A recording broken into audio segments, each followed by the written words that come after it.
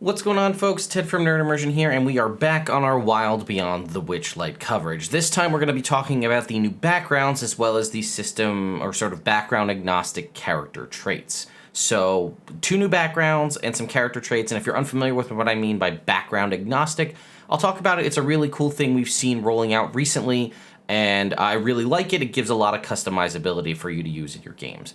So before we do that, though, I wanted to talk about the sponsor for today's video, our good friends over at Describe. By the way, Describe did clinch the silver winner for Best Online Content, and I also got to meet these guys for the first time at Gen Con. We went out, we had a lot of drinks, we had a really good time.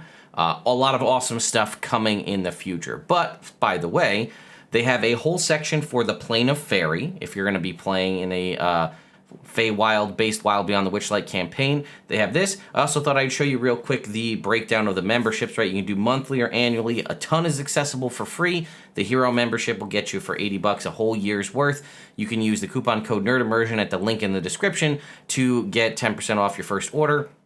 And then here's all the free scenes and all the members-only scenes for access to the Plane of Faerie. But they also have coming up, or actually available right now, the Enchanter Academy, which is, again, for all of you looking to run a Strixhaven campaign. We have an entire section here of scenes all for use in that. So whether you're going to be playing in the standard campaign, something based in the Feywild, or something in some form of Enchanter Academy, whether it be Strixhaven, Hogwarts, or otherwise, plenty of stuff to take a look at. So thank you, Describe, for sponsoring this video.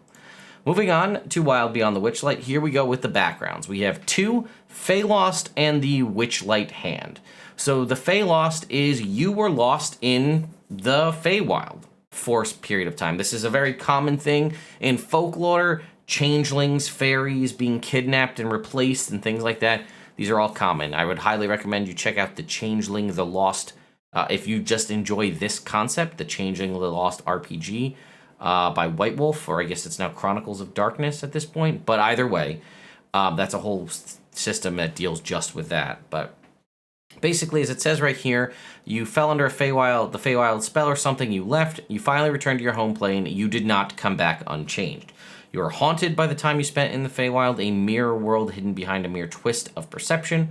Although your memories of the Feywild grow fainter each day, your heart swells with a mixture of fear and joy at the prospect of possibly returning one day. So it'll get you deception and survival proficiency, proficiency in a type of musical instrument of your choice, and then either Elvish, Gnomish, Goblin, or Sylvan, all very themed by the Feywild. And your equipment is a musical instrument, a set of traveler's clothes, 3 trinkets by rolling on the Feywild trinket table, which we will cover in a separate video, and a pouch containing 8 gold pieces. You also retain a Fey mark. You were, as it said, marked by the Feywild in some way. It has irrevocably changed you for better or worse, right? Your eyes swirl with iridescent colors. You have a sweet scent like nectar or honey, rather. Mixing those backwards. Your ears are covered with tufts of fur. Your skin sparkles. Flowers bloom or wilt in your presence. You have a tail. These can be a lot of fun. A lot of people, you could play with this a lot and have a lot of fun with this. So, like I've said before, these little quirks and little features like this for a variety of things are some of my absolute favorite thing that we've seen in 5th edition. And I love these, so this is awesome. Okay, and your ability, Feywild Visitor. Whenever you're, or no, this isn't even the ability, this is just something separate. Whenever you're sound asleep or in a deep trance during a long rest, a spirit of the Feywild might pay you a visit if the DM wishes. This is basically a DM tool.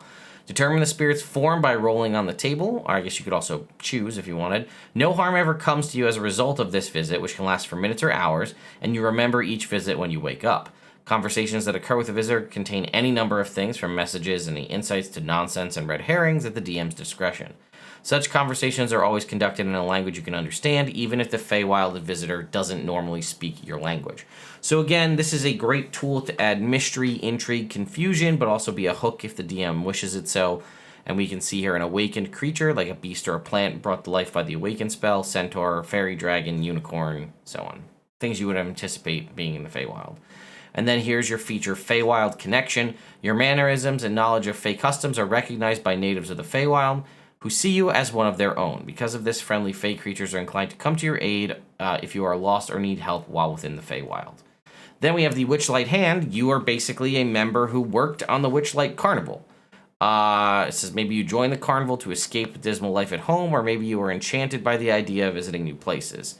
Now that you're older, the carnival life has lost some of its appeal. Your daily routine has grown tedious. Basically, you worked at the carnival till it wasn't fun to work at the carnival anymore, and now you've become an adventurer.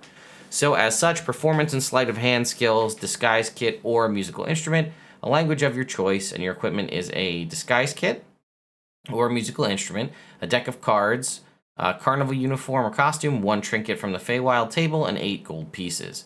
Over the years, you've built a friendship with another creature within the carnival. It says roll a d8 or use the table. Work with your DM to flesh out what this relationship looks like. The DM can use the Witchlight Hand stat block in Chapter 1, which has a stat block for generic Witchlight Hands. And then here's your carnival companion, right? An old Witchlight carnival hand, a young one, a performer, someone who does the performances, an acrobat, clown, musician, a retired performer, a seasoned animal trainer, an old blink dog, a cheery sprite, or a harmless wisp of magical light with no stat block that has a flying speed of 30 feet, can hover, sheds bright light in a 5-foot radius, and dim light in another 5. I really like the last one. It kind of reminds me of like a Tinkerbell, but it actually could have fundamental uses too, outside of just like, you can have this bouncy light, but it also is a light, which is kind of cool. And he gives you the feature Carnival Fixture. The Witchlight Carnival provides you with free, modest lodging and food. In addition, you may wander about the carnival and partake in any of its wonders at no cost to you, provided you don't disrupt its shows or cause any other trouble. Reminder that the whole first chapter of Wild Beyond the Witchlight takes place at the Witchlight Carnival. That's sort of your segue into the future sets of the adventures that actually take place within the Feywild. And we can skip down here to the character traits. And like I said, I would explain it. It says, as the players choose backgrounds, they can use the tables or anything from the player's handbook or any other source. But if you want, you can sub out. So let's say you wanted to be an acolyte from the player's handbook. You could do that, but if you don't love the personality traits contained in the acolyte stat blocks in the player's handbook, you could sub them out for the traits, ideals, bonds, and flaws contained here. So these are usable, and again, you could take 1 or 2, you could sub out the entire list and roll. It's up to you how you want to do it, just giving you extra options. Obviously, they're Feywild themed. So the new personality traits, haunted by Fey laughter, I can't settle down, I've never lost my childlike sense of wonder, I live by my own set of weird and wonderful rules, and I can't bring myself to trust most adults. We have ideals.